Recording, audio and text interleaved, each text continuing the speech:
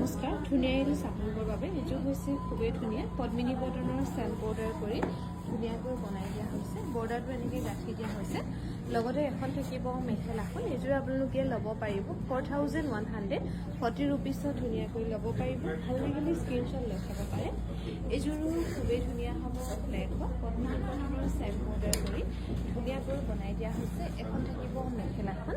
এইযোৰো ল'ব পাৰিব 2850 ৰুপিছত ভাল লাগিলে স্ক্ৰীনশ্বট লৈ থ'ব পাৰে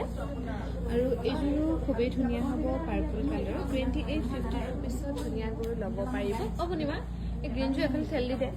2850 ৰুপিছত ল'ব পাৰিব এইযোৰো পিংকত হ'ব পদ্মিনী কটনৰ চেল বৰ্ডাৰ কৰি ধুনীয়াকৈ বনাই দিয়া হৈছে এখন থাকিব মেখেলাখন 2850 ৰুপিছত ল'ব পাৰিব ভাল লাগিলে স্ক্ৰীনশ্বট লৈ থ'ব পাৰে আৰু এইযোৰ থাকিব গ্ৰীণ কালাৰৰ চেল বৰ্ডাৰ কৰি ধুনীয়াকৈ বনাই দিয়া হৈছে